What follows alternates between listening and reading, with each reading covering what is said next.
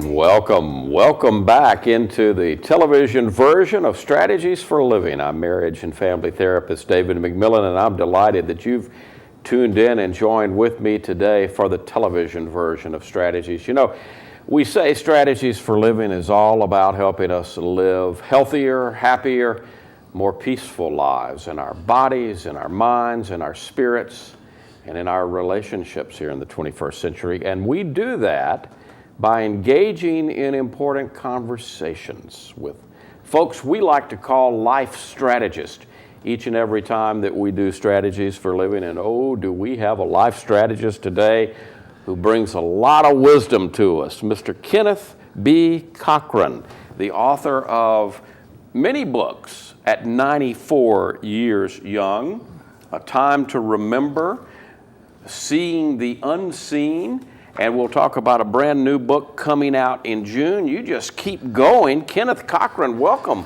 Welcome to Strategies for Living. Well, thank you. It's been my pleasure to be here. I've had all kinds of experiences, but today I'm having another new one. Well, I'm glad that you are here to teach us and bringing this 94 years of wisdom to us here on Strategies. It's an honor. Now, you've seen a lot of life, Mr. Cochran. You flew airplanes in World War II, right? Yeah, I flew B-17s, B-24s, P-40s. I went through 3 years of combat in the Central Pacific. Wow. I left my 4-month-old bride over here, so I said, honey, I'll be back in 6 months. So I went overseas and stayed 35 months, Wow. almost 3 years. Wow. Now you were at Louisiana Tech. You were right. aimed at getting a career in education. Right. And then duty called, right? Right. Did you know that you wanted to fly? Were you already a pilot, or did they teach you how to do that? No, I was just a country boy from trying to work my way through college at Tech, and I graduated in June, and lo and behold, who sat right before me but the guy who was a recruiter. Really? And he said, you college graduates, now we're going to offer you an opportunity to be a pilot in a 90-day wonder program. I had flown a little bit, but I didn't have any money, so I wouldn't. But that was a great ambition for all young people to fly. Right. Yeah. So I said, yes, I'll do that. And so they signed me up, and away I went. So 90 days, they taught you to fly in 90 days? Well, that was the basics. They had three basics, they had 3 levels of basics. We came out as flyers. We flew a little old PT-17 Stearmans, and we flew AT-6s out of Alabama, and then we got into the heavier aircraft. We had advanced trainers that called AT-6s, and we went all the way through that thing. The war was on, and the push was on. Right. So they were pushing us through. We just didn't realize, I didn't have any idea what I was getting into. What was it like when you did go through all the training and you got there? You got over there. All right. What was that like for you? Do you recall? Well, you can imagine a country boy growing up in Vivian, Louisiana, and working my way through, and a little bit bashful, and not having too many experiences, and all of a sudden you're thrust into an advanced and real pushy program, trying to make pilots out of us who had never had any kind of experiences like this. Yes. So I would say that I was just a green kid coming out of the grass, and all of a sudden here I am with the opportunity to fly all kinds of airplanes and help win the war in 6 months. See. How many missions I had 30 missions. And after the 30 missions, they took those of us who were left. 45% of our pilots were lost, and we may not know that. You say that, and you talk about that in the book. Yeah. Of course, there's a tendency to glorify because we won. Yeah. We were victorious, but it wasn't all glory when we were in it. When you were in it. No, we were the first heavy bombardment group in the Pacific. We were outnumbered in our class. We had Japs on the water around us. We had them flying and bombing us at night. We were there just to hold the fort until the big war in Europe was over. Right. And then they'd bring in the stronger teams, and we'd fight the war. So we were entering, without us realizing it, an island hopping campaign to take back. And our first One tour- island at a time then. One island at a time, just like we went. The first bombing raid was 600 feet over Nuka Fatau, and then we went up to Guam, and we went to Iwo Jima, and then we went island to island until 1945. And my main flying thrust of combat was in 1943. I remember it so well because it was Christmas. And there I was flying a mission, going out in a monsoon rain. And the pilot, we had problems of navigation, we had problems of mechanics, and that particular day, all we could see was the afterglow of the airplane that was before us. So we were down there in really an isolation situation. Were you scared? Well, I went into it, with great expectations. Oh, we're going to win this war and everything's going to be great. And then when you sit in operations day by day and you see the seat empty next to you, and we lost 2 planes a day usually, or 2 planes for a flight, whatever it was. There were 12 planes flying, and we'd lose 1 or 2 on every mission. We lost them to anti-aircraft. We lost them to navigation. We lost them to human error problems of the pilots and various other reasons. And then you change from being secure and ignorant, more or less, into an apprehension. And then as things go on and on and on, then you realize your possibilities of getting out of this thing are not likely going to happen. Right. So you do. How do you prepare for that? How did Kenneth Cochran prepare? Obviously, you came home, but you knew the odds were stacked against you. Yeah. How did you deal with that? I think that perhaps went back clear to the roots of my parents. And my mother and dad came 100 years ago to Vivian, Louisiana, and we didn't miss a service at church. And we read our Bibles and we prayed. Every time the church door was open. Every time it was open, we were there. And I had a concept of the future. I had a Bible-based faith, which caused me to make me really believe in the future, in the heaven. You talk about that, Yes. seeing the unseen. Yes. And by the way, folks, you can find Kenneth Cochran's books, if you're interested, at ritzpublications.com. You got with a dear lady named Sarah Hudson Pierce. I met her at church. And she said, Sarah can talk anybody into anything. Amen. So I'm not surprised that she talked to you. Was it when she first approached you about you need to write some books? What did you say? The interest is, I wasn't running for office. I'm not trying to sell anything. I wasn't interested in books. I kept telling her, I'm not interested in selling and making money off of these things. All that she says, she has all these techniques of encouragement, see, and she's got the know-how and the skill to do it. She knows the right people. Sarah has encouraged a lot of us into a lot of things, Mr. Cochran. Don't feel bad.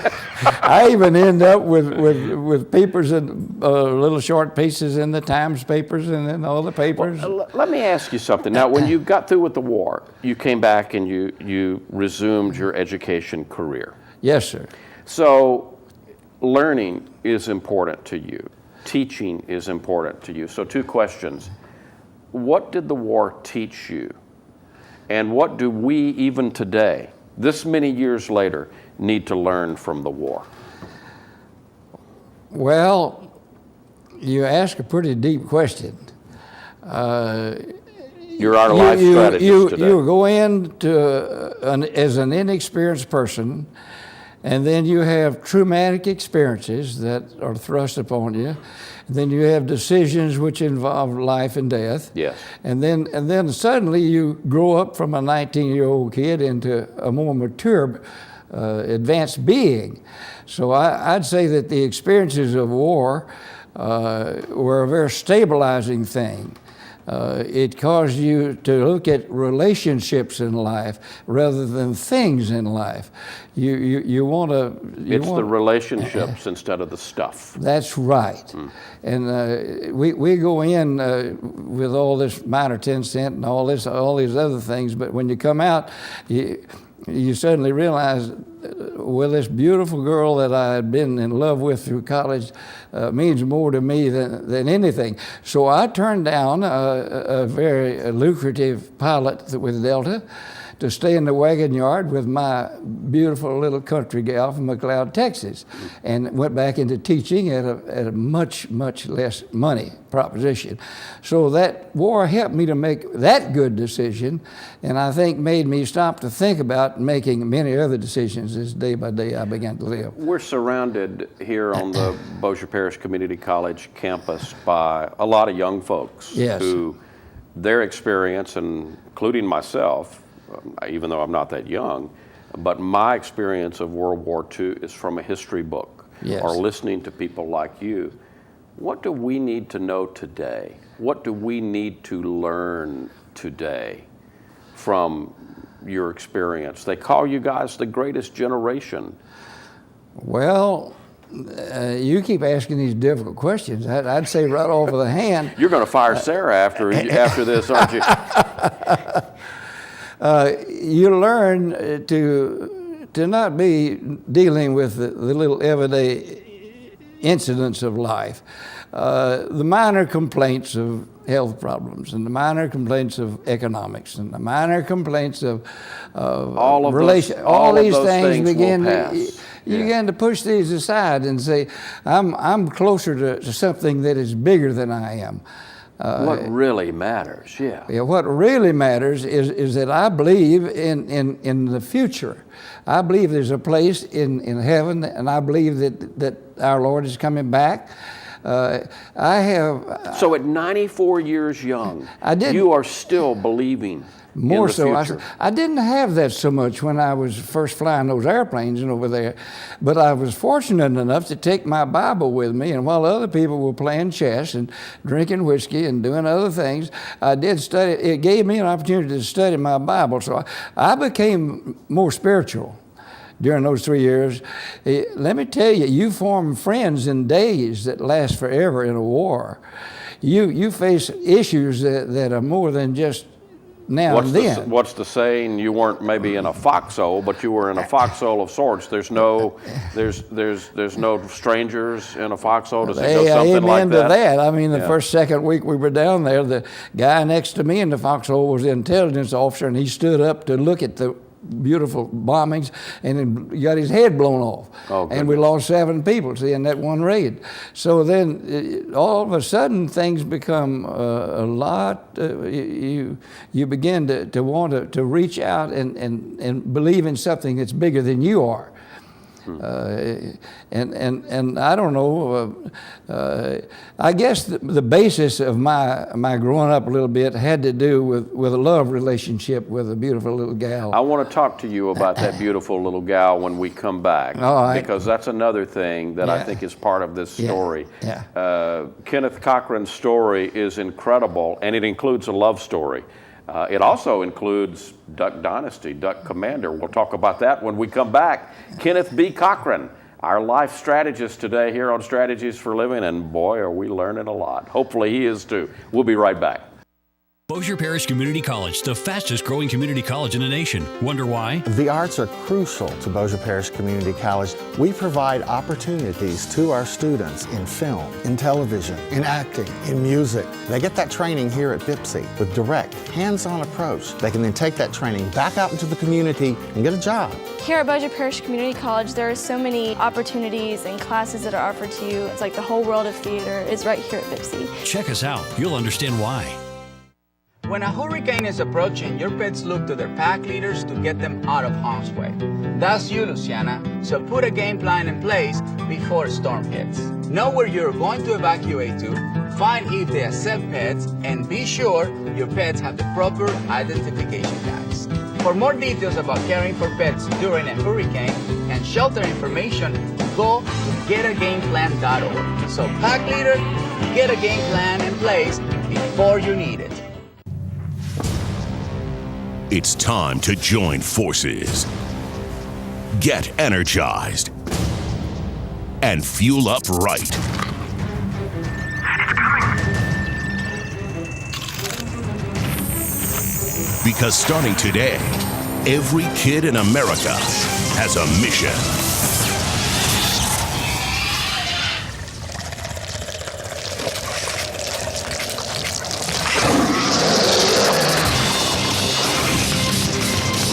Bring out the action hero in you.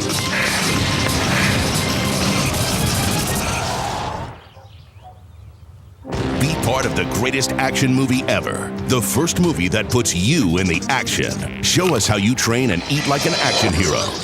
Join in at actionheroalliance.com. What if you could ignite your child's love of learning with one after-school program? What if that one program was easy and fun? Destination Imagination is the one. Destination Imagination has taught teamwork, creativity, and problem solving for more than 25 years. A major university study showed our students are ahead of others in creativity and critical thinking.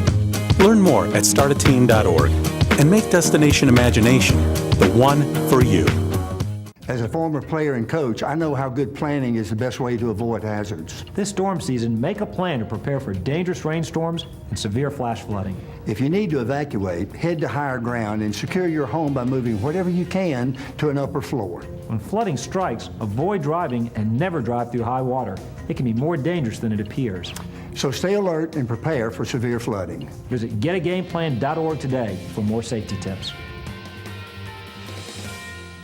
Welcome back. Welcome back into the television version of Strategies for Living. I'm marriage and family therapist David McMillan, and you're watching Strategies for Living today. But don't forget, you can listen to Strategies for Living on the radio. That's where we started back in 1992, a lot of years ago, Great. Mr. Cochran. Now, you can still hear us on News Radio 710 Keel Sunday mornings, 9:05 to 10, or you can tune in on Thursdays to healthylife.net, or as always, you can go to strategiesforliving.com and catch us there. And we also put up these TV versions of Strategies for Living on strategiesforliving.com. 94-year young life strategist today, Mr. Kenneth Cochran. Before break, we were talking about the love of your life. Let me show everybody this beautiful lady. Mr. Kenneth Cochran, here we go. Catherine K. Jones Cochran. Beautiful lady. And she's saluting you. Right. And I would imagine she is still saluting you, don't you think? Tell us about Catherine K. Jones. Well, I grew up in the Depression, and times were hard. And I met this little country gal at church that made her dresses out of feed sacks. And that grew up on a farm. I didn't even have enough gasoline money to go see her. I had a hard time talking my dad into letting me go and visit with her and see her. Well, she was a ways away. Yeah, she was up in McLeod, Texas. It wasn't all that far, but we didn't have it. We were walking. When you don't have gasoline money, it's a little further than you can walk, right? We were walking instead of riding. Yeah. But those, I can remember her telling me, she was 7 kids. She was the oldest of the girls. She cooked 47 biscuits every morning for breakfast for those kids. She helped her mother change diapers. Her mother was having a baby every 2-3 years. Wow. And she was a country gal. So my advice to my kids, well, my sons come and say, what kind of advice you give them? I say, well, I would say this: marry a country girl that goes to church and go buy an iron skillet and give it to her. And you'll have a good life. And you'll have a good life. Now, you were married for how many years? 42 years with Kay and 10 more years with the beautiful redhead from Homer. But these were Christian women, and everything that I've mounted to of much importance has been largely due to a Christian wife. And what's your secret for long relationships? Do you have one? I think the secret has to be an experience with God. It has to be so bringing God, making love relationship, making the love relationship three. Yeah, you and your partner and God. Right, and when you, it's an inexplainable We're dealing with a spiritual matter. And we're trying to come out of the physical things and have some experiences in relationships. And this little gal was one of three of my wonderful Christian wives who loved me. And I don't understand why a woman would love a scrubby old man. I just don't understand that. But for some reason or other, she loved me and she cared for me and she took care of me. And when you experience that, it brings even out of the worst of us a deeper relationship. You have also had the opportunity to take care. You took care of her too. Amen. Yeah. As best I could, as best I knew how to do, always. And it's just this matter of maturity is a process which is very difficult to explain, but it's one of commitment. It's one of service to other people. It's one of relationships to getting to know people and to be with people, to be at church with people, to work with people. My major part of my life had to do with education, and the greatest. You taught at what schools? I was opened up and was a principal at Uri Drive Junior High School for 15 years. You were the opening principal? For 15 years. Wow. I was at Broadmoor Junior High School with Bubba Sibley and I for 10 years, and then I was at AC Steer 3 years before that, so that lets you know that for about 30 years, 26 of which I was school principal. You spent a lot of time educating kids in and around Broadmoor. Yeah, I lived down and went down Broadmoor when it was a boulevard. There was great big green grass growing down the middle of the street, which is now busy Uri Drive. You've seen a lot of changes in your life. Yes, sir. I really have. Life is good. I don't know. It's real hard to explain. How do you keep such a positive attitude? Because you of course, your mind is obviously very sharp. Yeah. You get around okay, but you got a little problem with the eyesight. Well, I went in to get my driver's license a month ago, and so how do you stay so positive? Well, what's your secret there? I think the secret is getting up every day and making a decision.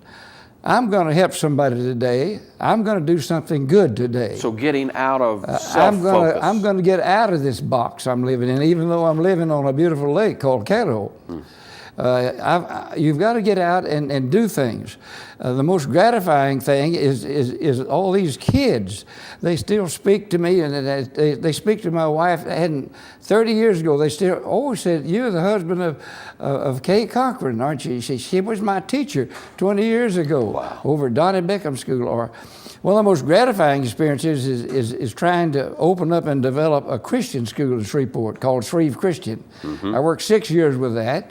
My wife came over and even gave up her retirement system in the public schools, just opened up a little red schoolhouse. And when you are doing things to help other people, I think therein seems to me to be the happiness that I have found more than anything that I've done.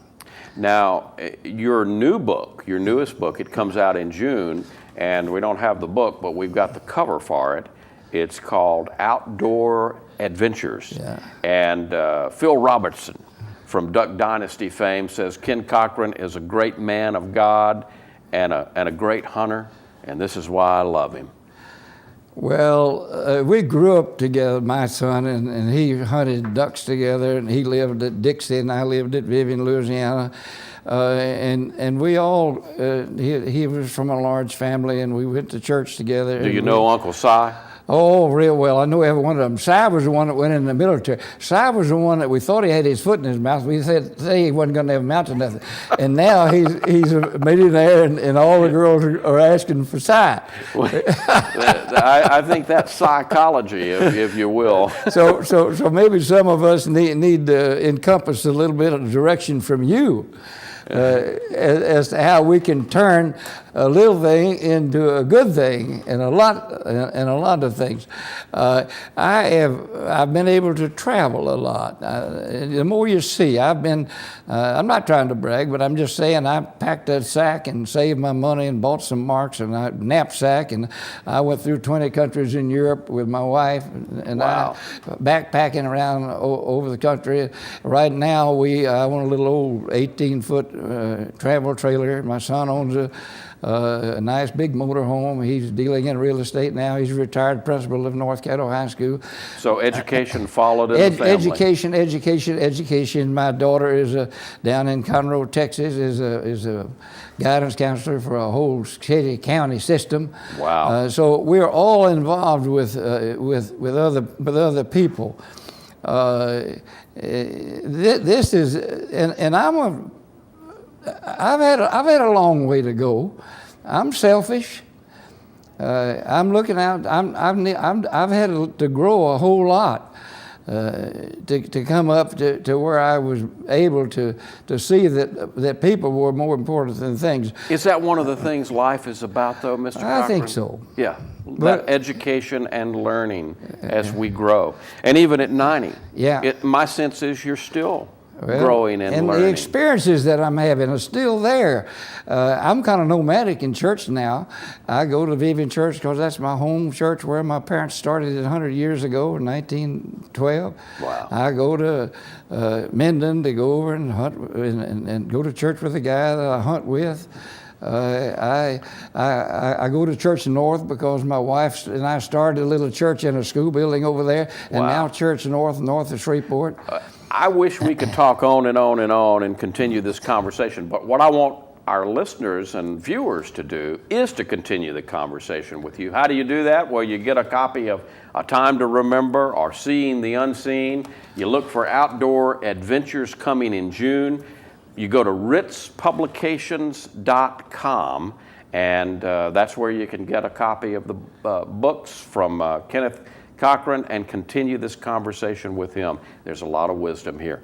Mr. Cochran, thank you so much for coming and being our life strategist today on Strategies. It's my pleasure, and thank you for this great experience. Thank you, sir. Folks, thank you for tuning in and joining us today on Strategies for Living. Come back and join us again.